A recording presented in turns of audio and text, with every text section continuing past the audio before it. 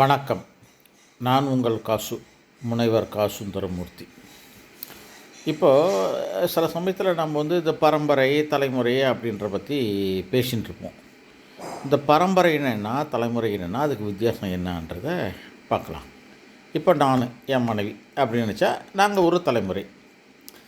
எங்களுக்கு முன்னாடி இருந்த எங்கள் அப்பா எங்கள் அம்மா அவங்க ஒரு தலைமுறை. இப்போது எனக்கு வரக்கூடிய என் பிள்ளை என் மருமக அவங்க ஒரு தலைமுறை. புரியுதுங்களா? இதெல்லாம் தலைமுறை. அப்போது இந்த தலைமுறையிலேருந்து பார்ப்போம். இப்போது நான் என் மனைவி முதல் தலைமுறைன்னு வச்சுக்கோங்க. ரெண்டாவது எங்கள் அப்பா எங்கள் அம்மா ரெண்டாவது தலைமுறை. எங்கள் தாத்தா ஆயா, அது நாங்கள் தாத்தா ஆயான்னு சொல்கிறோம். சில பேர் பாட்டன் பாட்டின்னு சொல்லுவாங்க, அது மூணாவது தலைமுறை. இப்போ நாலாவது தலைமுறை என்னென்னா பூட்டன் பூட்டின்னு சொல்கிறாங்க. அஞ்சாவது தலைமுறை ஓட்டன் ஓட்டி. ஆறாவது தலைமுறைக்கு பேர் சேயோன் செய்யோல். ஏழாவது தலைமுறைக்கு பேர் பரன் பறை.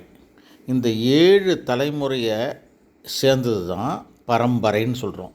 இந்த 7வது தலைமுறையில் இருக்கக்கூடிய நம்மளுடைய பாட்டன் இருக்கா இல்லையா, பாட்டனும் பாட்டியும் இருக்காங்க இல்லையா, அவங்க பேர் தான் பரன்பறை. அந்த பரன்பறையை 7வது தலைமுறை பேர் தான் பரன்பறை. அந்த பரன்பறை தான் பரம்பரைன்னு ஆக்கியிருக்கிறாங்க.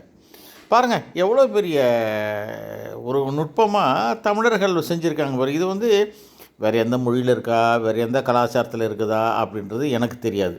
ஆனாலும் இருந்தாலும் நம்முடைய தமிழில் நம்ம கலாச்சாரத்தில் இந்த தலைமுறை 7 தலைமுறை சேர்ந்தது ஒரு பரம்பரை அப்படின்றத எவ்வளோ அழகாக தமிழில் நிரூபிச்சிருக்கிறாங்கன்னு பாருங்கள். இதுதான் நம்முடைய சிறப்பு.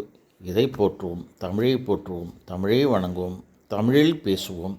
நன்றி, வணக்கம்.